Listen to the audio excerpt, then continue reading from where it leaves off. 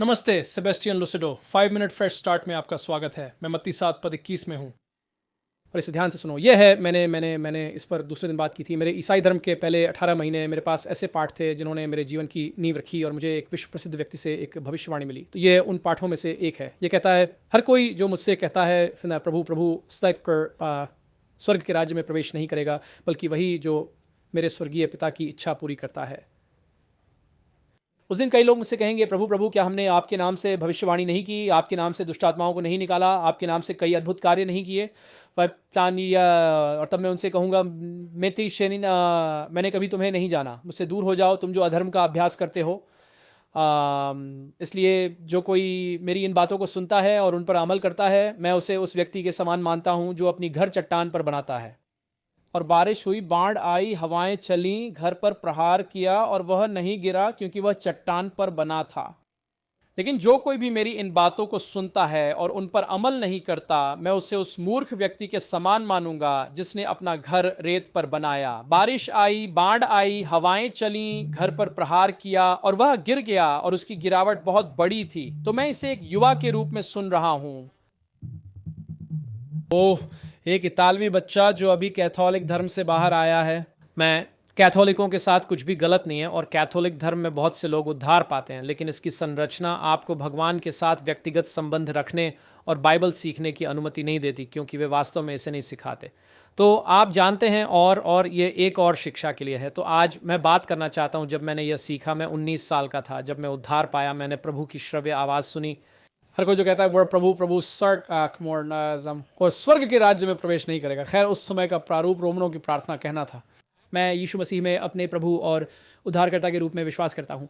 मैं मानता हूँ कि आप जानते हैं कि भगवान ने उन्हें मृतकों में से उठाया, और आप जानते हैं, और तो वे आप वह प्रार्थना दोहराते और मूल रूप से हर कोई मानता कि आप बच गए हैं। और मैं एक बैठक में जाता हूँ और वहाँ 3000 लोग होते हैं और कुछ 100 लोग आगे आते हैं और वह प्रार्थना करते हैं। और इसीलिए हर कोई खुश था कि वे लोग अब स्वर्ग जा रहे थे। तो और उनमें से कुछ शायद जा रहे थे, लेकिन ज़्यादातर नहीं जा रहे थे, क्योंकि उद्धार एक बार का नहीं है। उद्धार शादी की तरह नहीं है। शादी विवाह नहीं है। शादी 2 लोगों के साथ जीवन भर की यात्रा है। हमारा उद्धार यीशु के साथ एक आजीवन यात्रा है। हमें उन्हें प्रभु और उद्धारकर्ता बनाना होगा। तो यहाँ मुख्य संदेश ये है, और मैं आज बहुत आगे नहीं बढ़ना चाहता, लेकिन मुख्य संदेश ये है कि यदि आपके पास यीशु मसीह में विश्वास है, अपने प्रभु के रूप में, अपने उद्धारकर्ता के रूप में, अपने राजा के रूप में, तो आप स्वयं का त्याग करते हैं, अपना क्रूस उठाते हैं और यीशु का अनुसरण करते हैं।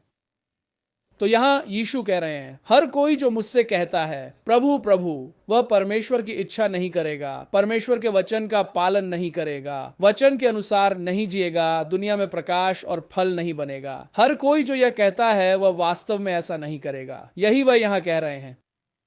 वह और कल कई लोग उस न्याय के दिन उनसे कहेंगे, क्या मैंने आपके नाम से भविष्यवाणी नहीं की?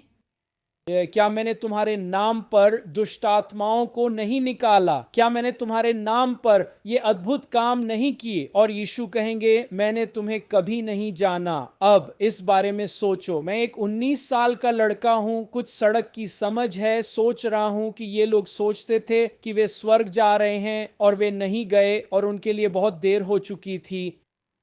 उनके पूरे जीवन में उन्हें धोखा दिया गया। उनकी गलती क्या थी? क्योंकि भगवान ने स्पष्ट रूप से उनका उपयोग किया, आप जानते हैं। और जब आप इससे पीछे हटते हैं, तो मुझे आपसे यह सवाल पूछने दें। जब tänkt i sig systemen prinset Josef Unekesnen Brave Fight Irwan Stanke Libusurs Kia Afghani Diemen Apkelisia। हम यीशु के लिए जो कुछ भी करते हैं, उसका एकमात्र कारण यह है कि उन्होंने हमें पहले स्थान पर ऐसा करने की शक्ति दी। तो उनकी पहली गलती यह है कि वे कहते हैं, वो मुझे देखो मैंने क्या किया। दूसरी बात यह है कि उन्होंने परमेश्वर की इच्छा पूरी नहीं की। आप ऐसा दिखा सकते हैं जैसे आप ईश्वर की इच्छा कर रहे हैं। यहूदा एक विश्वासी की तरह दिखता था। अंतिम भोज में किसी ने नहीं कहा यह यहूदा है। अधिकांश लोग कहते ये पतरस है जो आपको धोखा देगा। क्यों? क्योंकि आप एक आस्तिक की तरह दिख सकते हैं। आप अपने आसपास के सभी लोगों को धोखा दे सकते हैं। यदि आपका हृदय नहीं बदला है और आप यीशु मसीह को अपना प्रभु और उद्धारकर्ता नहीं बनाते हैं और स्वयं का त्याग नहीं करते हैं, जो आप करना चाहते थे उसका त्याग नहीं करते हैं, जो आप सोचते थे कि आप कर सकते हैं उसका त्याग नहीं करते हैं, और अपने जीवन योजना का त्याग नहीं करते हैं, उस जीवन योजना के लिए जिसके लिए उन्होंने आपको बुलाया है, स्वयं का और अपनी संपत्ति का त्याग नहीं करते हैं जिसके लिए उन्होंने आपको बुलाया है, तो आप उद्धार नहीं पाए हैं। आपको खुद का इनकार करना होगा, आपको अपना क्रॉस उठाना होगा और आपको यीशु का अनुसरण करना होगा। मैं थोड़ा देर से चल रहा हूं, तो बात यह है, भगवान आपका भला करे। कृपया साझा करें, अनुसरण करें, पसंद करें और टिप्पणी करें।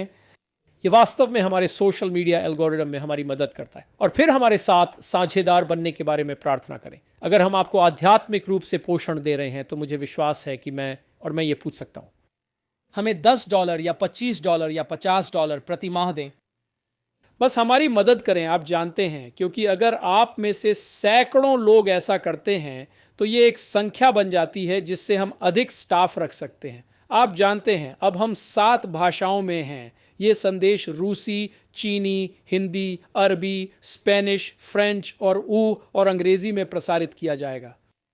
7 भाषाएं। और हमारा YouTube चैनल स्पेनिश में, हमारे पास 12,000 सब्सक्राइबर हैं। ये केवल 2 महीने पुराना है।